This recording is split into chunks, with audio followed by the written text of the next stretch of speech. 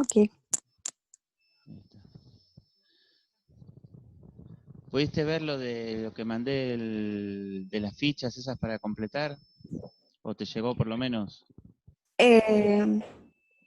No, no lo vi todavía, pero sí ¿No? me llegó.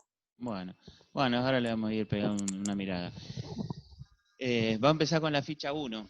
Habíamos visto igual todos los temas que habíamos cerrado con un poquito con la historia de Internet. Vamos a volver un pasito atrás, pero vamos a ir avanzando rápido, ¿no? ¿Para qué sirven las computadoras? Si ya sabemos contar. Es el título, digamos, de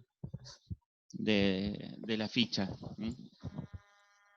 Y habla, bueno, Sí, da como ejemplo que los censos sirven para relevar las principales características y propone una tabla como para que después ustedes hagan el cálculo de qué cantidad de acuerdo a esta tabla de datos, ¿no? Es una típica tabla de datos y es ese concepto de tabla, si ustedes probablemente más adelante lo desarrollemos un poco más, y si a alguno se le ocurre seguir informática, el concepto de tabla es un concepto sumamente utilizado en informática para base de datos, así que ya los van a desarrollar muchísimo más todavía. Pero bueno, todos entendemos que es una tabla, ¿no? Una tabla con filas, con columnas. Técnicamente estos serían registros y estos campos. Y lo que sí. propone es ver qué cantidad de individuos menores de 18 años del nordeste argentino, de Formosa, Chaco, Corrientes y Misiones, terminó el secundario y tiene trabajo. O sea, para calcular esto, tendríamos que ver de Formosa, de Chaco, de Corrientes y Misiones. Acá muestra como ejemplos de datos de distintos individuos. Si terminaron el secundario, ¿no? Por ejemplo, acá el nivel educativo alcanzado, y en ese caso que tenga trabajo. Por ejemplo, acá en Formosa hay uno. En Chaco, de Chaco no hay ninguno en la lista. No aparece Chaco en la lista. Corrientes tampoco. Ni Misiones tampoco. O sea que hay uno solo. La respuesta a esto sería 1. ¿Se entiende lo que habría que hacer? ¿Sí? Sí, sí. ¿Y Bueno. tendría que especificar qué provincia es? No necesariamente. O Acá sea, podrías poner que hay ok. uno. Si querés poner, hay uno de la provincia de Formosa. ¿Cuántos mayores de Ok. 65 años? También habría que buscar que utilizan una computadora. Acá tenés si usa computadoras, si trabaja, las dos preguntas. ¿Y qué número de habitantes de la Patagonia que no hayan completado la primaria tiene trabajo? O sea, que tengan el nivel educativo alcanzado ninguno y que tengan trabajo. Y a continuación hay una tabla con más datos. Pero ojo, esto hay que contestarlo en función de esta, chiquita. Ok. En realidad todo esto a lo que va es para que hagas ese pequeño ejercicio y en el punto A, la pregunta que cuando si la escriben, o sea, lo pueden, si alguno se lo quiere bajar esto y escribirlo arriba y sacarle fotos, lo puede hacer si lo quiere imprimir. Si no, en un documento en Word, en un TXT o hasta llegado el caso que no tuvieran si alguno no tiene alguna otra herramienta o no está usando una computadora, hasta por WhatsApp me pueden responder. Esto sería la Ah, ok. pregunta 1A, ¿no? Esta. 1A, 1B y Claro, hay que 1C. especificarlo. Exactamente. Y después en el punto 2, acá el tipo de pregunta cambia, que es un poco a lo que está apuntando. ¿Cuánto tiempo te llevaría a responder las preguntas de la primera consigna con los datos de esta tabla? O sea, ver que tenemos mucho más, al tener mucho más datos, las mismas preguntas de arriba llevarían muchísimo más tiempo. A lo donde apunta todo esto es que una computadora justamente hace las mismas operaciones que hace un ser humano, pero muchísimo más rápido. Es decir, esta tabla, que para cualquier ser humano sería relativamente compleja, para una computadora es sumamente sencilla y rápida de hacer. Acá apunta a 3 cosas. El tiempo, que la computadora lo hace más rápido. Al procesar, el punto B habla de que al procesar mucha información, si te parece probable que se cometan errores. Bueno, el segundo punto sería la precisión o la exactitud. O sea, los dos puntos más importantes que una máquina hace, que una computadora hace, es que hace el procesamiento de grandes volúmenes de datos mucho más rápido y con mayor exactitud. El ser humano lo puede hacer en mucho más tiempo y con mucho más posibilidades de error. La computadora no se va a equivocar. Si las instrucciones son claras para la computadora, no se va a equivocar nunca en hacer un cálculo de este tipo. El ser humano se puede equivocar porque hasta al anotar uno puede pensar en estar pensando que acá me dio 18 y cuando anota sin querer pone un 8 mal escrito y después lo interpreta como un 6, por ejemplo. Entonces hay mucho más posibilidad de error en el cálculo que hace un humano que el que hace una computadora. Además que la computadora la hace mucho más rápido. Por eso la respuesta C, esa te la adelanto, pero es medio obvia. ¿Qué herramienta te parece útil para procesar grandes volúmenes de datos? Bueno, es la computadora, sin duda. ¿Sí? Sí. Esa es la primera parte, que es un poco la introducción y decir, bueno, ¿para qué sirve una computadora? O qué, en un nivel muy sumamente amplio, muy genérico, podemos decir que es la ventaja de la computadora. Hay, de hecho, montones de películas, por ejemplo, que hablan, ¿viste? De la evolución de las computadoras y que toman el control del mundo y controlan al ser humano y todas esas cosas. Es un tema interesante eso, porque digamos, muchas de esas profecías que tienen algunas películas efectivamente se han cumplido, o sea, efectivamente se ha avanzado hacia eso. Y hay otras que suenan un poco, digamos, disparatadas, ¿no? No sé si has visto Terminator, por ejemplo, la película, pero Sí, todas las sí, bueno, películas. todas, bueno, viste que ahí se habla como una revolución de las máquinas que finalmente toman el control del mundo y ejercen un poder. Eso, Sí, de los robots. exactamente. Eso en su momento fue como causó una especie de debate social con la primera Terminator que apareció sobre si efectivamente eso podría pasar. Desde mi punto de vista, digamos, bastante poco probable que eso pase, salvo que en realidad sea un ser humano el que a través de computadoras quiera tomar el control. Eso es otra cosa. Pero que las computadoras por sí solas decidan rebelarse y tomar el control es poco probable. Por la forma de trabajar de las Sí. computadoras. En realidad, a veces a las computadoras se le quieren adjudicar una cantidad de cosas que pueden hacer que en realidad no hacen, que no es poco lo que hace la computadora, hace montones de cosas, pero están los fanáticos que le quieren adjudicar todavía muchas más cosas de las que realmente pueden hacer. Y no están así ni tampoco es necesario que hagan ese tipo de cosas, o no están hechas para eso. Pues Sí.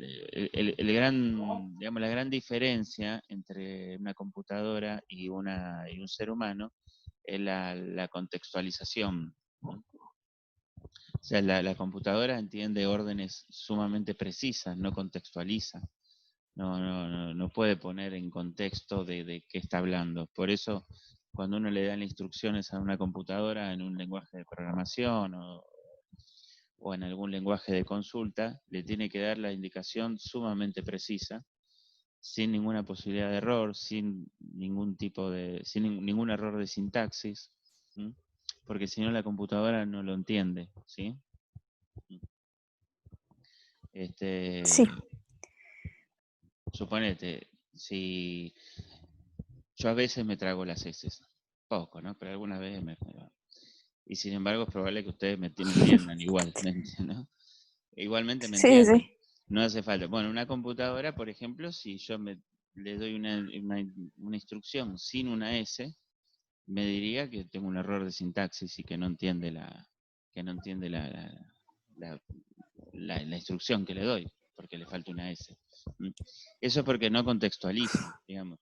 El tema de entender cuando uno está hablando es porque uno ya sabe qué está hablando exactamente la persona, y aun cuando le falte una S, cuando alguna palabra la pronuncia por la mitad, porque a veces uno habla rápido y alguna palabra no termina de decirla y ya arranca con la otra, eso es normal en la comunicación oral, Y para la computadora no lo sería, porque la computadora no puede poner en contexto. Por ejemplo, también están las frases que se descontextualizan y que el ser humano las entiende perfectamente en el contexto en que se encuentran. Por ejemplo, si supongamos, no debería pasar, pero supongamos que un día estamos en una clase y se están haciendo, no sé, las 10:30 de la noche y bueno, a las 10:20 los alumnos dicen, bueno, vamos cortando. ¿Qué sería ese vamos cortando? En un contexto donde estamos dando clase hasta las 10:30 de la noche, a las 10:20 dicen vamos cortando, Como que se estaría vaya diciendo como, terminando. claro, exactamente, vamos terminando, ya es tarde, estamos todos cansados, tuvimos el día, vimos muchos temas, bueno, vamos terminando. Uno lo entiende en ese contexto. Una computadora, decir vamos cortando, no entendería qué significa. ¿Qué significa vamos cortando? Probablemente una computadora diría, bueno, me faltan parámetros, vamos cortando qué, o no tengo una herramienta, me hace falta una tijera, o qué tendría que cortar y de qué tamaño y desde dónde hasta dónde. O sea, me preguntaría todas esas cosas. Parece muy loco, Claro, pero es así, esa es la forma de razonar de una computadora. Si yo le dijera a una computadora, vamos cortando, tendría que decirle, vamos cortando la clase 10 minutos antes de lo previsto, o sea, tendría que darle todo exactamente los datos sin que falte ningún parámetro, porque si no, no lo entiende. Esas son las dos formas, digamos, eso es lo principal. A veces, para entender cómo usar una computadora, uno tiene que ver también cómo trabaja. Y a veces, más importante que entender cómo es el funcionamiento electrónico de una computadora, que está bueno saberlo, cómo trabaja internamente, está bueno entender ese razonamiento. O sea, la computadora lo que sigue y lo que obedece son órdenes precisas. No contextualiza, no pone en contexto, no se da cuenta de nada. No interpreta cosas, no asume, no supone. Por ejemplo, una computadora, si yo te digo, bueno, mira, mientras llueva, más allá del contexto de pandemia que nos tenemos que quedar todos en casa, pero suponete, mientras llueva, quédate en casa, no salgas. Vos vas a asumir que en algún momento, periódicamente, vas a tener que revisar si sigue lloviendo, fijarte aunque sea por la ventana si sigue lloviendo, hasta que corte. A la computadora, si no le digo expresamente que cada determinado tiempo verifique si sigue lloviendo, la computadora, una vez que le dije, está lloviendo, quédate en tu casa, la computadora se va a quedar en la casa indefinidamente porque le faltó la instrucción de decir, bueno, cada 10 minutos volvé a fijarte si llueve. Eso es... claro, entonces como que en conclusión, no, no todo se interpreta lo mismo en la computadora y entre las personas, o sea, Exactamente. con, claro, lo mismo. Claro, exactamente. Es muy distinto la forma de razonar del ser humano, que puede suponer, asumir un montón de variables más. Eso muchas veces da lugar Que a de una errores también. computadora. La computadora no, claro, la computadora no asume nada. Si yo le digo si yo me olvido de decirle algo, me olvido de darle un paso, la computadora no lo asume, no asume que lo tendría que hacer. No es que va a pensar, incluso me pasé, yo llevo Claro, 30 días encerrado en casa esperando que llueve, es mucho, me tendría que fijar a ver si... Bueno, un ser humano lo haría, a las 2 horas que está en su casa se fijaría si claro, llueve. La computadora no tiene ese tipo de razonamiento. Eso no implica que sí, la computadora pueda hacer muchísimas cosas más rápido y con más exactitud que cualquier ser humano, ¿no? Eso no quiere decir que no sirva o que le reste méritos a todas las cosas que hacen las computadoras, que son muchísimas. Pero sí hay que tener en cuenta hasta cuáles son las limitaciones de una computadora y cuáles son las virtudes. Son muchísimas. El tema es que no querramos usarla como algo que no es. Que aprovechemos las miles y miles de cosas que hace mejor. De hecho, todo lo que estamos haciendo ahora, lo estamos haciendo gracias a una computadora, pero que no querramos adjudicarle cosas que realmente la computadora no hace, y que tampoco está hecha para eso. ¿Sí? Bueno, vamos sí, a ver un poquito de historia, que es el punto 2. algunas cosas interesantes, más que nada, ¿no? Vamos a ver. Pero cuando hablamos de computadoras, en general pensamos en las de escritorio, y sin embargo existen muchísimo antes. De hecho, mira, las primeras computadoras, ¿sí? Sí. Las primeras computadoras, o lo que se conoce como el primer indicio de la computadora, empezó a hacerse en 1837. Fue la máquina analítica de Babbage, que se llamaba. Y después hubo algunas otras máquinas parecidas, por supuesto no eran máquinas electrónicas, sino mecánicas. Pero acá la primera máquina que se conoce o se define como que fuera una computadora era justamente de Babbage, que utilizaba unas tablas con números. Era algo parecido a como son los ábacos. Los ábacos son parecidos a los contadores, sí, los contadores que tienen los chicos, que eso que mueven con unos aritos, con unas pelotitas que tienen en sobre distintos ejes, ¿sí? De metal, eh, para ir contando. Entonces van aprendiendo a contar y Em, cuentan. ¿Lo ubicás cuál te digo? no sé, A ver, no. es- no sé si se siguen usando, pero a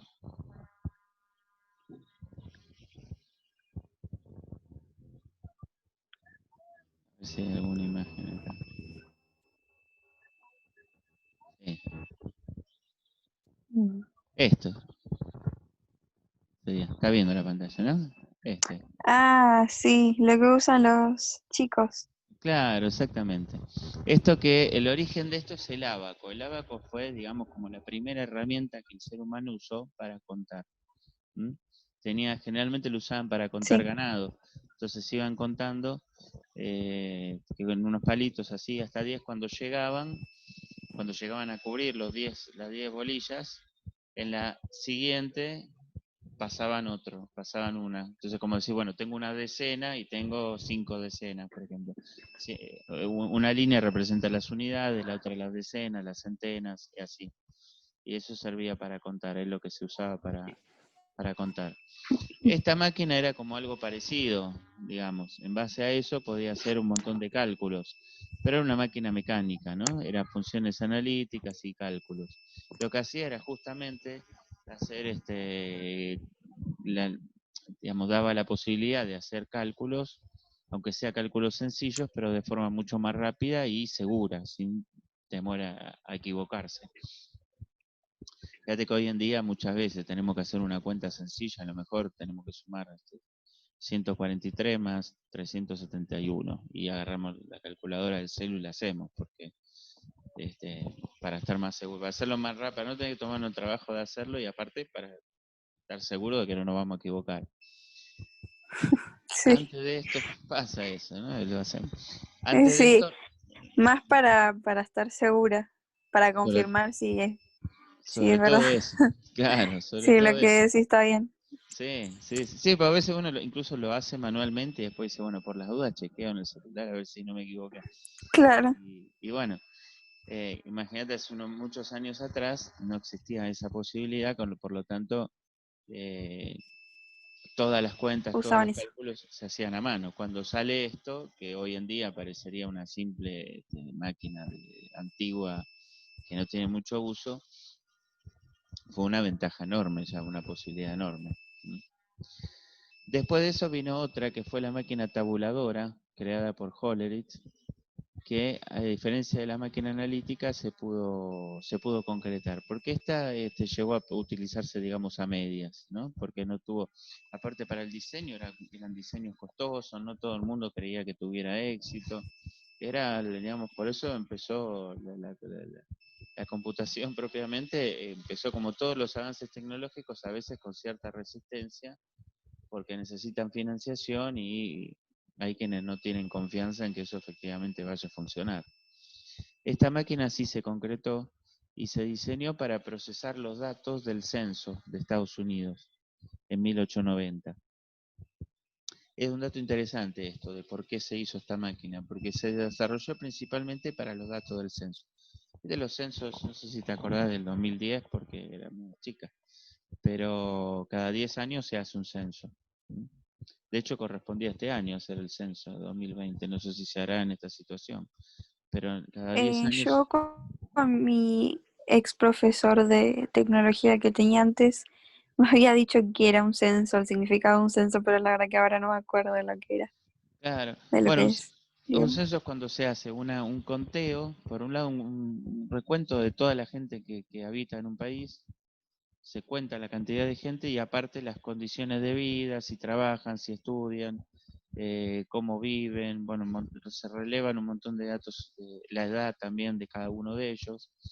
Entonces ahí es cuando se dice, bueno, la Argentina tiene 45 millones de personas, tiene 15 millones son menores de 20 años, 20 millones están entre los 20 y los 50, eh, más de 60 hay otro Ah, tanto. sí, ya Hay me tantos, acuerdo, sí, sí, sí, claro, hay tantos con estudios ya. secundarios, tantos con estudios universitarios, todo eso, ¿no? Todos esos datos surgen de los censos. Y los censos se vienen haciendo hace muchísimo tiempo. Imagínate, también cada vez más población es mucho más complicado de lo que era en ese momento. Pero lo interesante fue que en 1880 se hizo un censo en Estados Unidos y el procesamiento de todos los datos hasta tener los resultados finales, que son los que después se utilizan para distintas cosas, para distintas medidas de gobierno también, ¿no? Habían tardado 7 Sí. años en hacerse. O sea que los datos del censo de 1880 se tuvieron recién en 1887, los resultados. 7 años. Como obviamente la población crecía en esos años, o sea, siempre crece de un censo a otro, eh, en 1890, ya 3 años después de haber terminado de procesar los datos del censo de 1880, 3 años después venía otro censo, y el de 1890. Como iba a ser mucho más gente todavía de lo que había sido en 10 años antes, se calculaba que obviamente que iban a tardar más en procesar los datos de 1890. Es más, se calculaba que se iban a terminar de procesar, quizás se tardara más de 10 años en procesar los datos. O sea que los datos de 1890 los ibas a tener después del año 1900, cuando en el año 1900 ya tenías que hacer otro censo. O sea, cuando estabas haciendo un censo recién ibas a tener los datos del censo de 10 años atrás. O sea, se iban a tardar 10 años en procesarse los datos.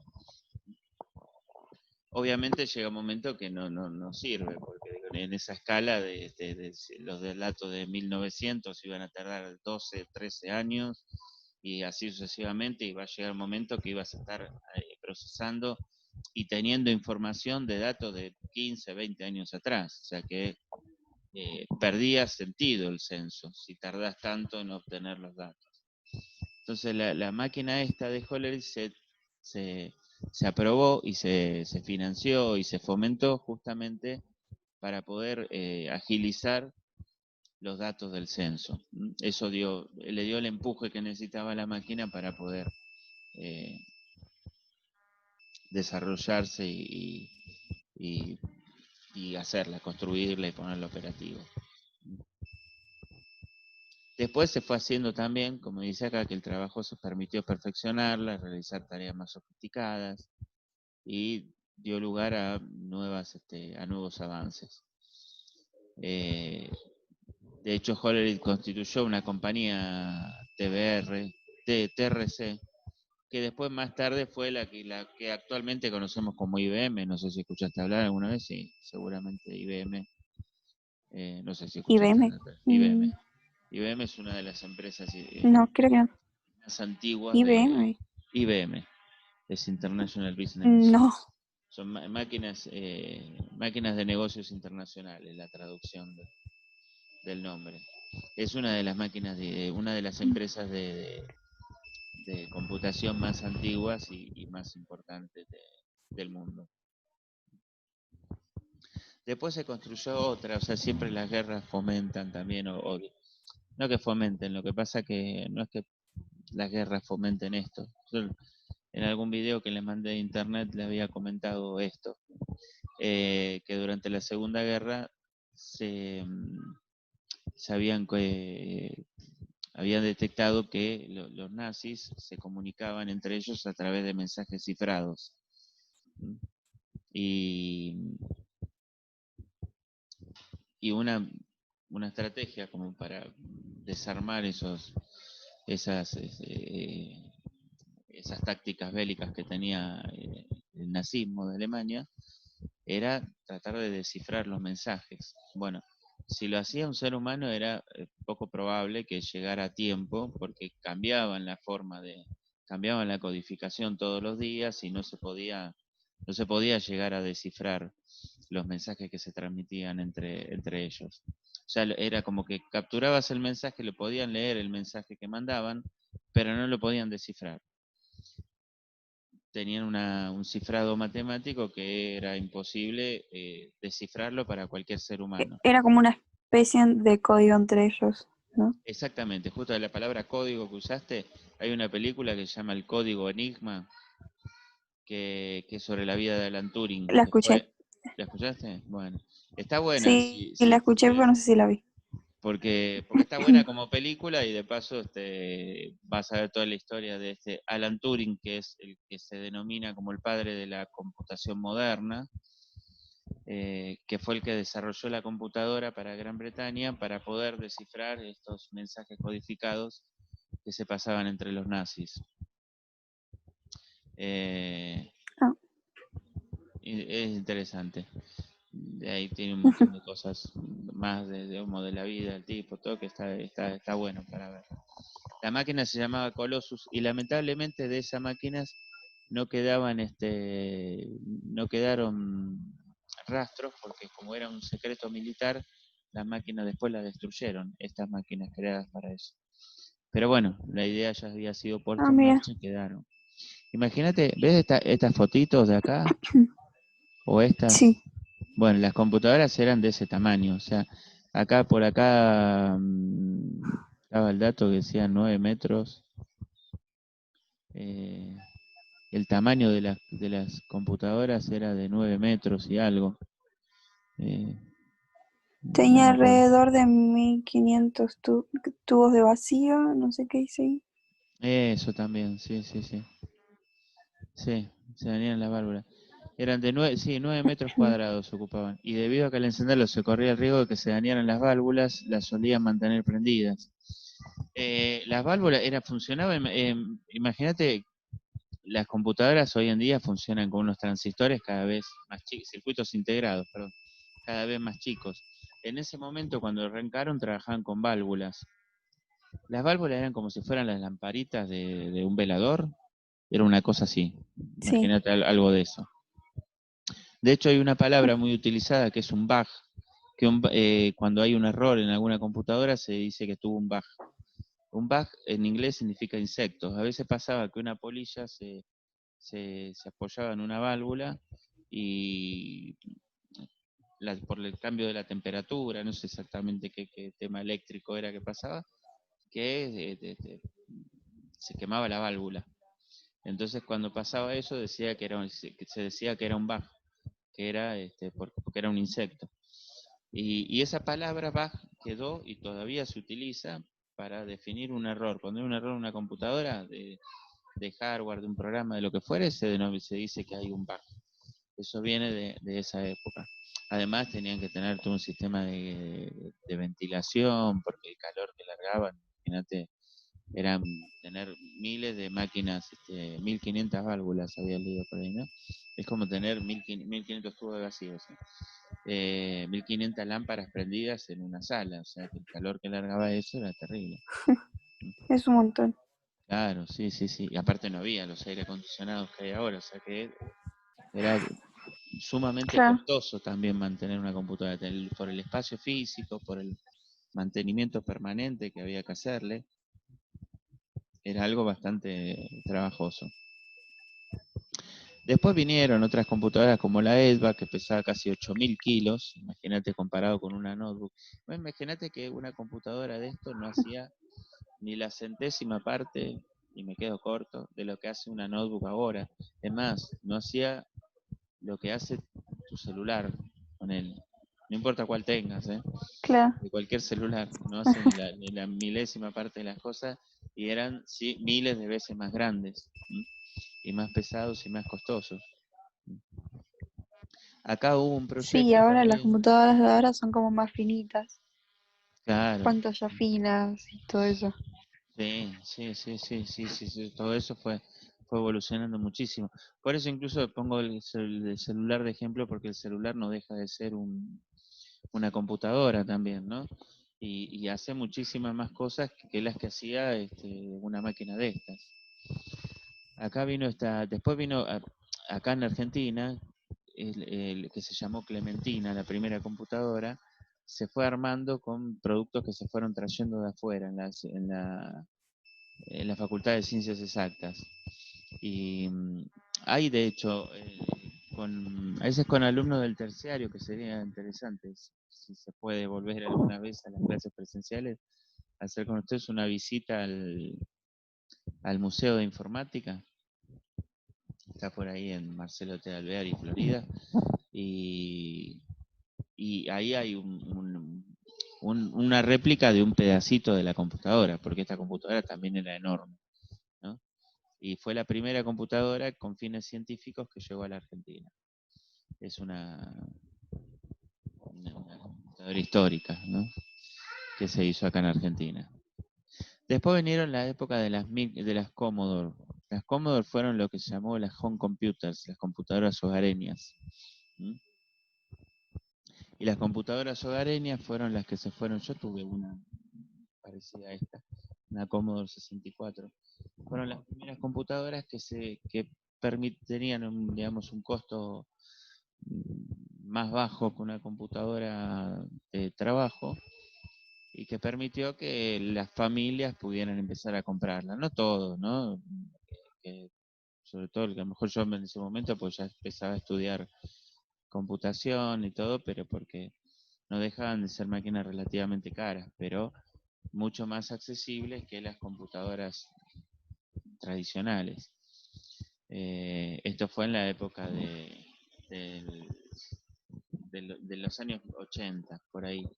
Una ventaja que tenían estas computadoras es que en esa época empezaron a salir consolas de videojuegos, como si fuera ahora la Play y todo, pero imagínate que los juegos de la época hoy los ves y parece una cosa, un desastre, ¿no? Comparado con los gráficos que hay ahora, con las posibilidades que hay ahora. Sí, ahora hay algo más que la Play, que es una Xbox, puede ser, Claro, también, que es algo sí, más. sí, sí, sí, sí, sí, sí, por eso. Entonces, en esa época había algunas consolas de videojuegos y la Commodore lo que tenía era que tenía la posibilidad de jugar y a la vez de darle uso de, más de computadora. Así se podían escribir programas, podías tener otro uso. Entonces se empieza a meter, digamos, de alguna manera la informática en los hogares a través de estas computadoras que se llamaban microcomputadoras o computadoras hogareñas. ¿Mm? Bueno, en base a esto, más o menos que hablamos, es donde se desarrolla el punto 2. Ves que te dice que nació con el objetivo de automatizar la creación de unas tablas de números. Y esto tenés que vincularlos a la foto de arriba. Por ejemplo, el punto A, se refiere a la máquina analítica de Babbage, obviamente. ¿Mm? La idea es que lo investiguen un poquito en internet ustedes a ver a qué se refiere cada uno de los términos. Ah, o sea que como es como unir con flechas más o menos, algo así, Algo pero, así. o sea, Ujú, algo así. Pues vos me digas, por ejemplo, la máquina de es la Babbage descripción de cada máquina. es el punto claro, el punto A, el B, el 3, el C se refieren a tal máquina. Eh, Cosas así. Son creo que 10. Sí, son 10. Más o menos con lo que vimos acá y como yo lo voy a grabar, si no volvés a ver el video porque la explicación está. La explicación que te acabo de dar está más o menos cómo trabajaba cada una y si no en este texto mismo de aquí sale. O sea que leyendo un poquito de esto podés sacar cuáles son O sea, ¿para qué vendría a ser la grabación? ¿Mm? La grabación. La grabación del Zoom. Ah, la grabación la subo en el Classroom. Ahí la podés volver a ver. ¿Mm? En el Ah, Classroom ok. como material la voy a poner ahí. Entonces lo subo ahí y Ok, ok. si vos querés ver algo de la clase, y bueno, el que no estuvo puede ver la clase por ahí también. Así por lo menos Ok. se pone al día con lo que se haya perdido. Así que de esa manera pueden hacer, o sea, teniendo eso y mirando un poquito de nuevo acá, eh, sobre todo esta parte ya pueden hacer lo que es la primera ficha, que son las primeras preguntas que te comenté al principio, y la segunda que es unir una cosa con otra. Esto de hecho es relacionado, si lo quieren completar, lo completan. Ah, no, está bien, porque acá podés, con un cuadrito así, más o menos te da la idea de poner A, B, C. O sea, Ah, es genial. como está acá, A, B Más y F, práctico. claro, algo así. Eh, ahí lo van, van completando.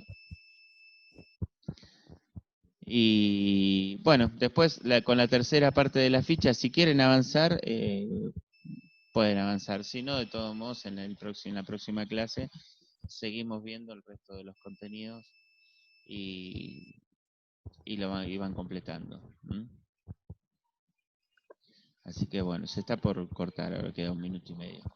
Eh, de todos modos, pues, insisto, por el grupo, cualquier duda que tengan, me van consultando.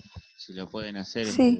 lo pueden subir al Claro, me pueden preguntar cualquier cosa, me lo pueden adelantar por mail, me preguntan por ahí por el grupo, como quieran. Y, o sea, bueno, vos generalmente subiste los trabajos hechos en Word, ¿no? Si no me equivoco, o de alguna... Sí, sí, pero ahora tuve un problema con la computadora y me atrasé mucho con los trabajos porque mi computadora por primera vez se me cayó y bueno, no me prende y lo tengo que mandar a arreglar. Claro. Entonces me atrasé mucho con los trabajos y nada, los tengo que empezar a hacer a mano y Bueno, todo, sí, por eso, cualquier por cosa eso. que te pueda dar una mano con algo que bueno, hasta ahora me venías entregando bien, así que no estabas muy atrasada conmigo. Sí, sí, Así que bueno, sí, también atrasada con otros profesores. está bien. Bueno, eh, bueno, ya se corta en cualquier momento, pero bueno, espero que se haya entendido. No quedó mucho tiempo para que me hagas preguntas, si hay algo más que preguntar, pero cualquier cosita por el grupo me contactás, por mail, como sea, ¿sí? Que para eso estoy, Ok, ¿sí? sí, no hay Bueno, problema. bueno, Sí, sí. bueno. Nos vemos la próxima clase.